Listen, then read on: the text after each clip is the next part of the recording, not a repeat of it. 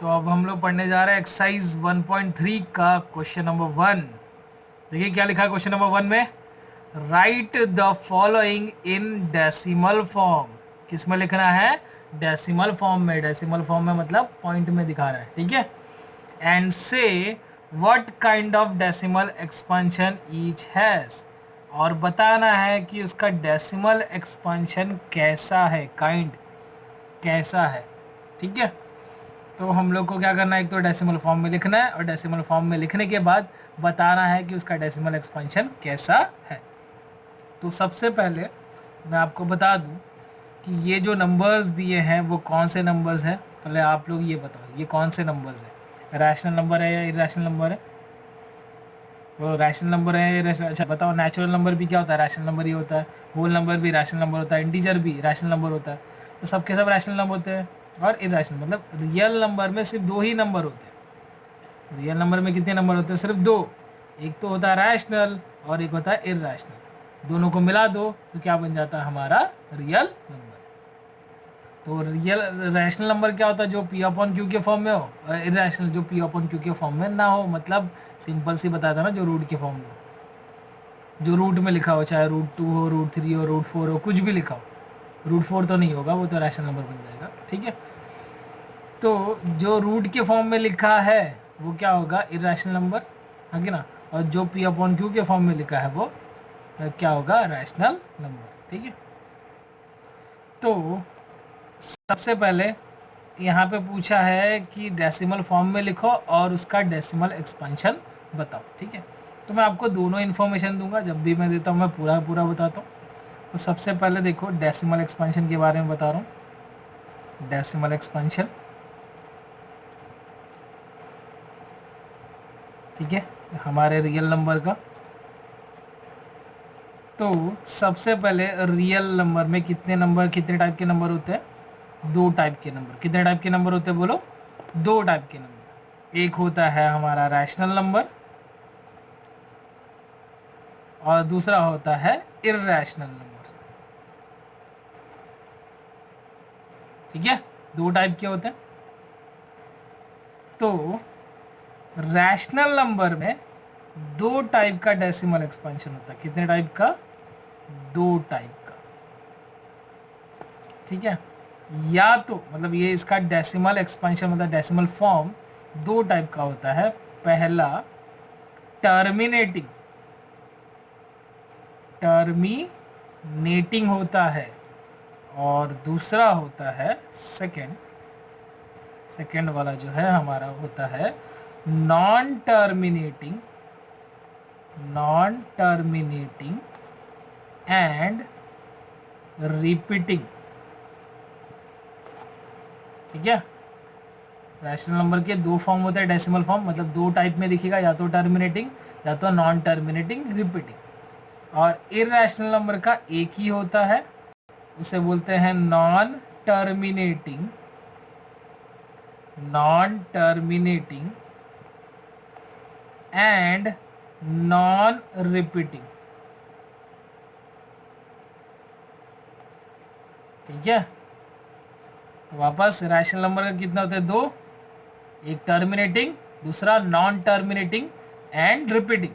और irrational number का एक ही होता है, non terminating and non repeating, ठीक है। दोनों में क्या डिफरेंस है? यहाँ नॉन टर्मिनेटिंग होता है, रिपीटिंग होता है। यहाँ पे non terminating and non repeating होता है, ठीक है।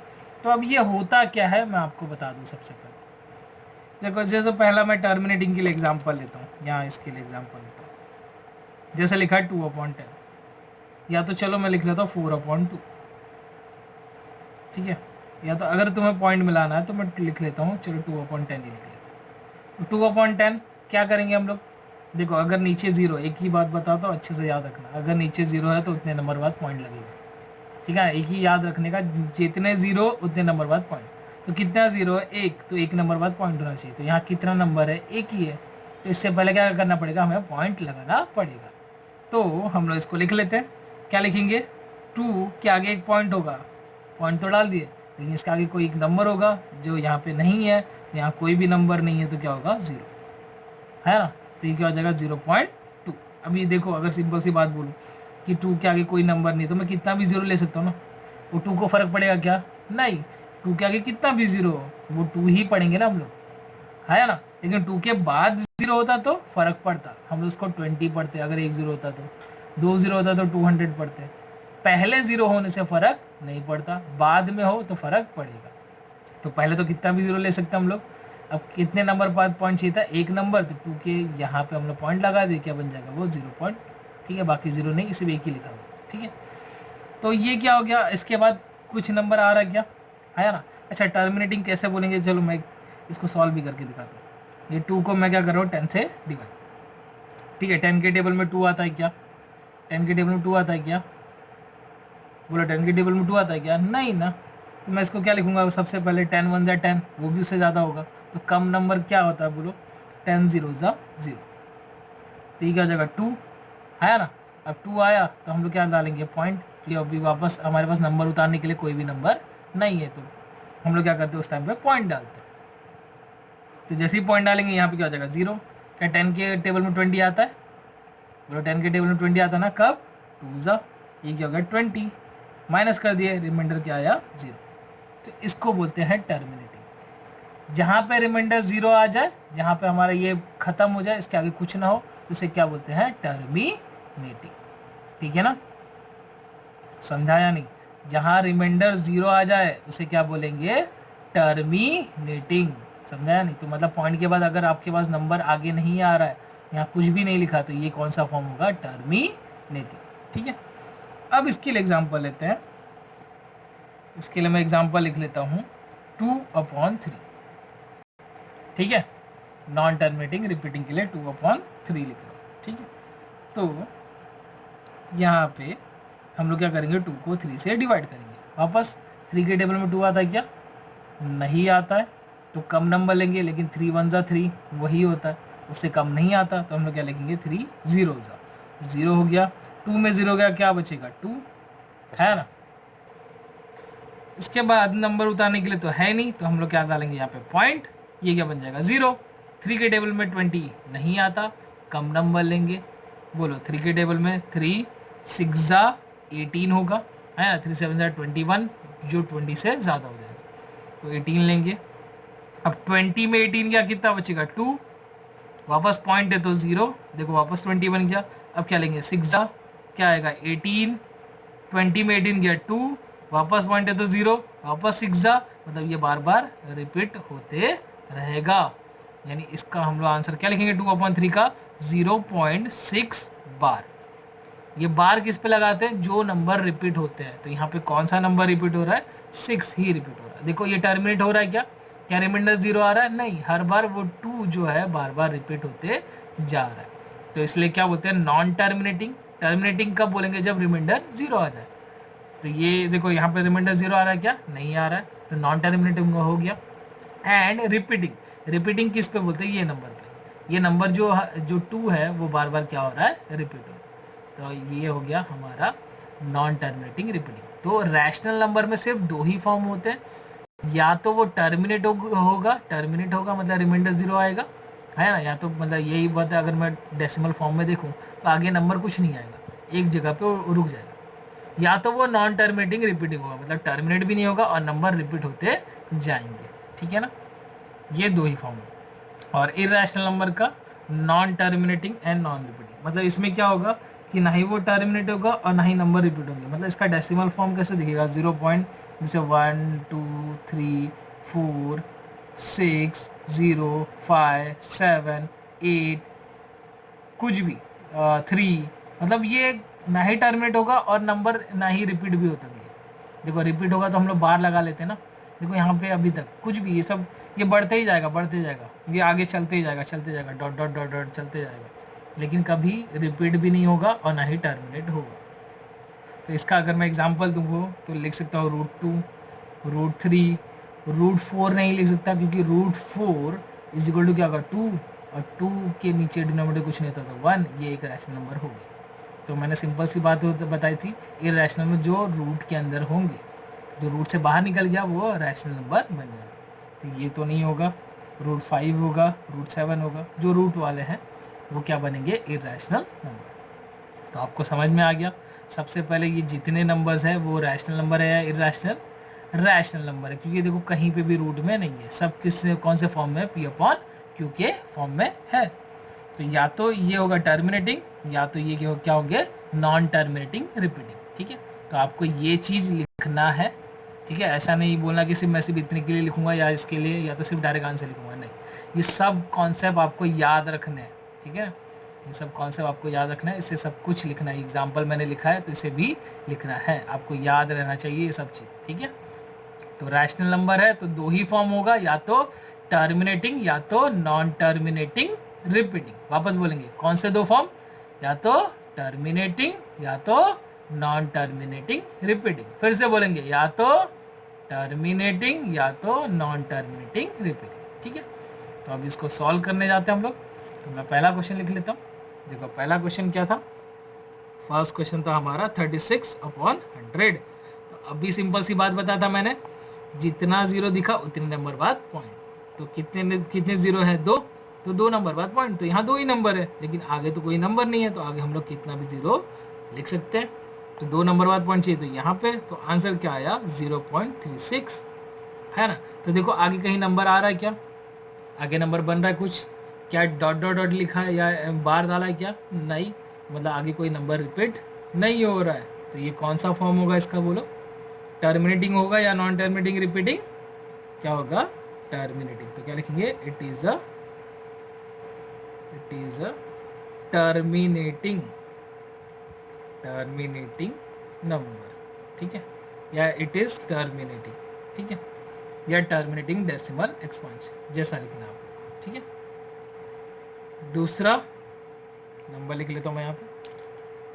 सेकेंड क्वेश्चन मैंने थर्ड क्वेश्चन लिया इसमें। ठीक है, बाकी क्वेश्चन आप लोगों को करना है। तो थर्ड क्वेश्चन क्या है इसका, 4/1/8। तो इसको आपको सॉल्व करने आता है ना। इसको सॉल्व कैसे करते हैं, मिक्स फ्रैक्शन में दिया हुआ है तो कैसे करते हैं हम लोग, पहले इससे मल्टीप्लाई करते हैं, आगे ना डिनोमिनेटर से जो बाजू का नंबर है उससे मल्टीप्लाई करते हैं और न्यूमरेटर को ऐड कर देते हैं। तो चलो मल्टीप्लाई करते हैं, 8 4 क्या होगा 32, और प्लस क्या हो जाएगा 1, 32 + 1 क्या होगा 33/8। तो अभी इसको डिवाइड करके हम लोग बताएंगे या तो टर्मिनेटिंग होगा या तो नॉन टर्मिनेटिंग रिपीटिंग। तो चलो इसे डिवाइड कर लेते हैं। देखो यहाँ पे डिवीजन कर लेता हूँ मैं। 33 को किससे डिवाइड कर रहे हैं हम लोग, 8 से। ठीक है, तो 8 के टेबल में बोलो, 8 के टेबल में 8 1 = 8, 2 = 16, 3 = 24, 4 = 32। 32 कम है ना, तो 4 लेंगे, 8 4 = 32। ये क्या, 3 में से 2 गया, क्या बचेगा 1, 3 में 3 गया तो 0। अब कोई भी नंबर उतारने के लिए नहीं है तो हम लोग क्या डालेंगे, पॉइंट, ये हो गया 0। 8 के टेबल में 10 नहीं आता तो कम नंबर लेंगे, 8 1 = 8, 2 = 16 ज़्यादा हो जाएगा। तो 8 को सब्ट्रैक्ट कर लो, 10 में से 8 गया, क्या बचेगा 2। अब पॉइंट है तो क्या होगा, एक और 0 आ जाएगा। 8 के टेबल में 20 नहीं आता तो वापस कम नंबर लेंगे, 8 2 = 16, है ना। अब बताओ 20 में से 16 गया, कितना बचेगा 4, पॉइंट है तो 0। 8 की टेबल में 40 आता है, बोलो कब आता है, 8 5 = 40। ये आ गया हमारा रिमाइंडर 0, है ना। तो ये हमारा जो आंसर आया इसका क्या आया, 4.125। तो देखो यहाँ पे नंबर रिपीट हो रहा है क्या, नहीं आ रहा, दिख रहा है, रिमाइंडर 0 आ गया। रिमाइंडर 0 आ गया तो हम लोग क्या बोलते हैं, टर्मिनेटिंग, है ना। नंबर रिपीट भी नहीं हो रहा, कहीं पे कुछ नहीं आ रहा, जैसे क्या बोलेंगे वापस, it is terminating, it is a terminating number. ठीक है, एकदम सिंपल है ना ये। अब नेक्स्ट क्वेश्चन की तरफ बढ़ते हैं। नेक्स्ट क्वेश्चन मैंने क्या लिया, फोर्थ वन। तो फोर्थ क्या लिखा है, 3/13। चलो इसे डिवाइड कर लिया जाए, डायरेक्ट डिवाइड करते हैं हम लोग। देखो यहाँ पे डिवीजन कर लेते हैं। हम लोग क्या करना है, 3 को 13 से डिवाइड करना है। ठीक है, तो 13 के टेबल में वापस 3 नहीं आता तो कम नंबर लेंगे, 13 1 = 13, भी ज़्यादा हो जाएगा तो 0 लेंगे, 13 0 = 0, कितना हो गया 3। अब आएगा पॉइंट, पॉइंट आया तो 1 0, 13 1 = 13, 13 2 = 26। तो 26 कम है और 3 ज़ा 39 ज़्यादा हो जाएगा। तो 30 में 26 गया, कितना बचेगा 4, पॉइंट है तो 0। अब क्या लेंगे 13 3 ज़ा 39। आपको टेबल याद होना चाहिए, ठीक है। 15 तक आप 9th में आ चुके हो तो आपको एटलीस्ट 20 तक टेबल लर्न होने चाहिए, ठीक है, जिससे आपका कैलकुलेशन इजी हो और फटाफट हो, ठीक है। तो 13 3 हम लोग ने 39 ले लिया। 40 में 39 किया, कितना बचेगा 1, पॉइंट है तो क्या आएगा 0। वापस देखो 13 के टेबल में 10 नहीं आता, पॉइंट का तो 0 उतार ही चुके हैं, वापस एक एक्स्ट्रा 0 नहीं ले सकते, कोशिश भी नहीं करना, क्योंकि ये पॉइंट का हम लोग ने 0 उतार लिया। अब 13 के टेबल में तो कोई नंबर है नहीं जो 10 आए या 10 से कम आए, तो हम लोग वापस लेंगे 0 ज़ा, ये क्या हो जाएगा हमारा 0, क्या बच गया 10, पॉइंट है तो 1 0 आ जाएगा, ठीक है। तो 13 के टेबल में जाएंगे, 13 का टेबल आता है, बोलो 13 7 ज़ा 91, कितना बच जाएगा 9, पॉइंट है तो 0, है ना।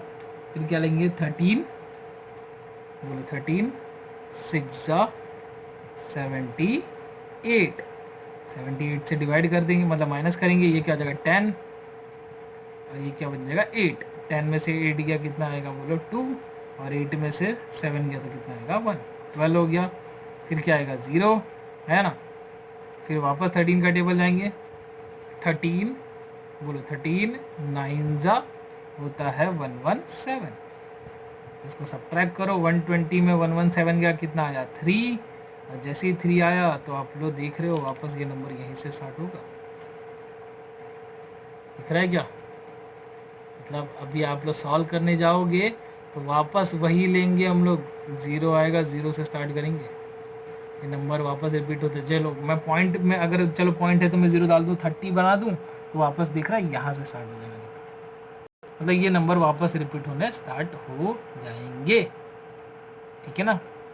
तो आगे क्या होगा, वापस नंबर रिपीट होना स्टार्ट कर देगा, ठीक है। यहाँ से देखो 30 हुआ, अब क्या लोगे 32 ज़ा, वापस 2 ज़ा लिखोगे, क्या आएगा 26, फिर रिमाइंडर 4 आएगा, मतलब ये जो नंबर है वो वापस रिपीट होगा।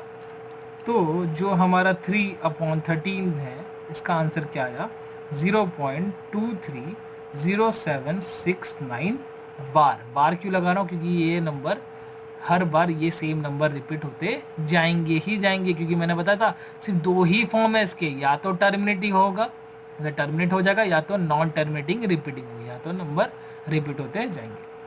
तो ये कौन सा फॉर्म है, नॉन टर्मिनेटिंग एंड रिपीटिंग, ठीक है ना, समझा नहीं। और डिसाइड किससे होगा, डिवीजन करेंगे, अगर रिमाइंडर 0 आ रहा है तो टर्मिनेटिंग, रिमाइंडर 0 नहीं आ रहा तो नॉन टर्मिनेटिंग रिपीटिंग, ठीक है। ये तो सिंपल सा है, तुम लोगों को बताया है मैंने, 0 जितना दिखा उतने नंबर बाद पॉइंट लगा दो, खत्म करो, ठीक है। 0 दिखा ना उतने नंबर बाद पॉइंट लगाना है। तो ये क्लास क्वेश्चन कर लेते हैं हम लोग, ठीक है, उसे देखते हैं। तो ये 4th क्वेश्चन देखो, 6th क्वेश्चन जो लास्ट वाला, आप लोग बोलोगे सर ये क्यों करवा रहे हो, सब तो हम लोग करके देंगे। तो मैं आपको इसमें थोड़ी सी एक छोटी सी चीज़ सिखाना चाहता हूँ। वापस मैंने आपको स्टार्टिंग में बोला था, आपको जब 0 दिख रहा है तो उतने नंबर बाद पॉइंट लगाना है, बस दिमाग में इतना डाल दो। तो 2 0 दिखा तो 2 नंबर बाद पॉइंट आएगा ही आएगा, ठीक है। तो 2 नंबर बाद पॉइंट लगा लो, है ना, वो 2 0 हट जाएगा। तो छोड़ो, अभी क्या करो, वो 2 0 छोड़ो, यहाँ नंबर क्या बच रहा है 4, है ना, क्या बच रहा है 4 बच रहा है।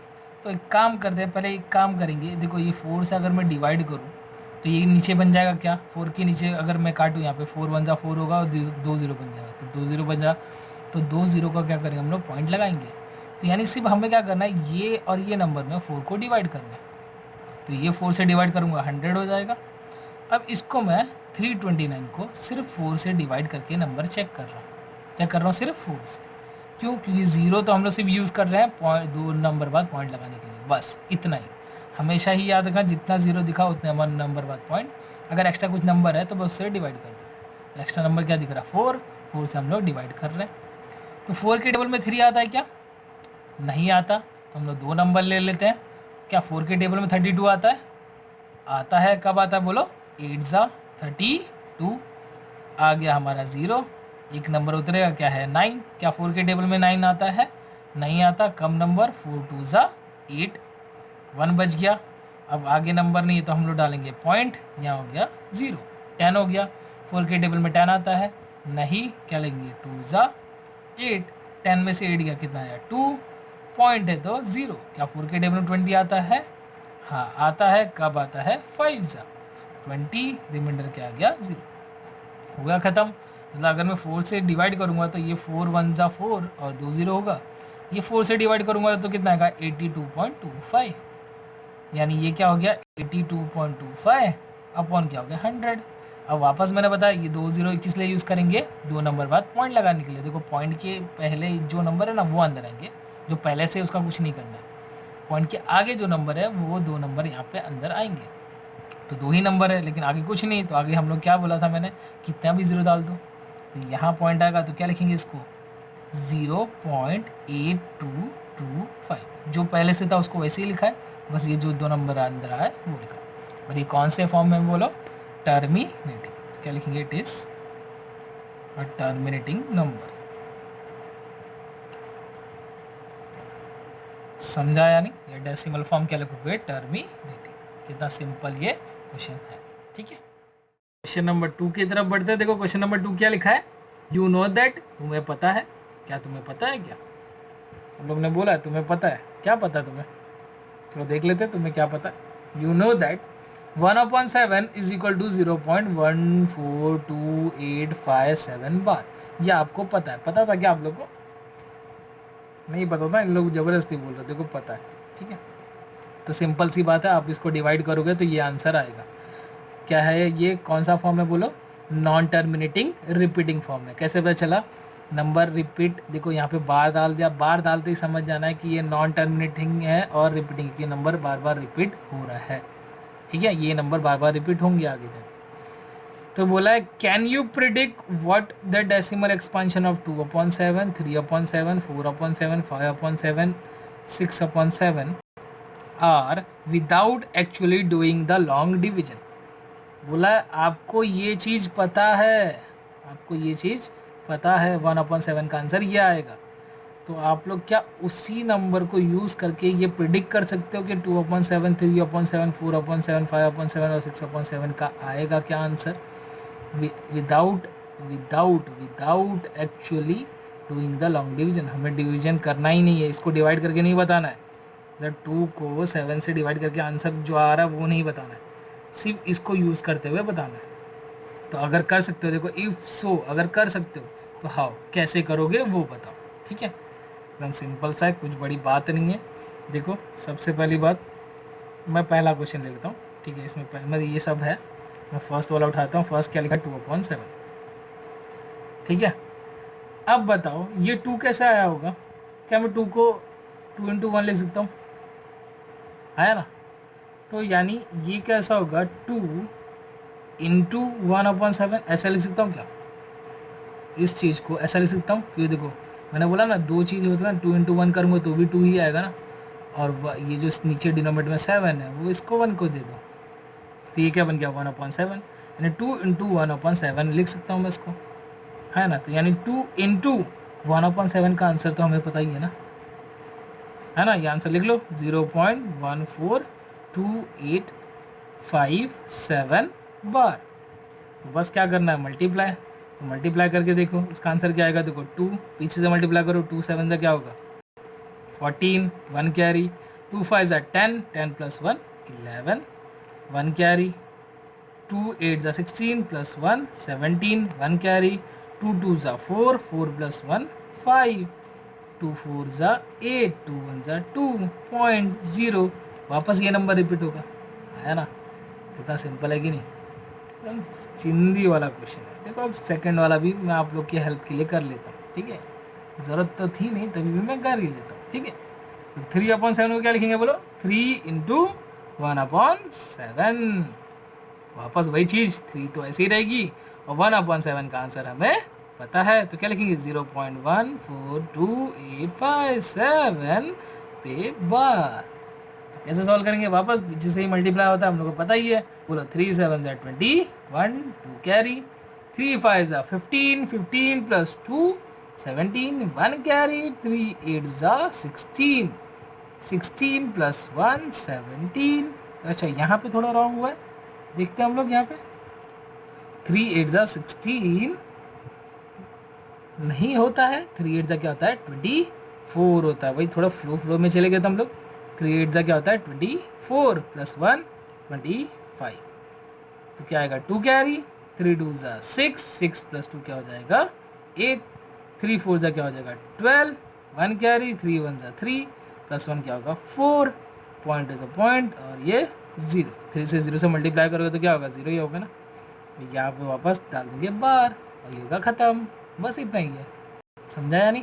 तो ये 4/7, 5/7, 6/7 आप लोग को लगता है क्या मुझे करने की ज़रूरत पड़ेगी? नहीं ना, आएगा ना, एकदम चिंदी सामने की नहीं। तो आप लोग ये करेंगे, ठीक है।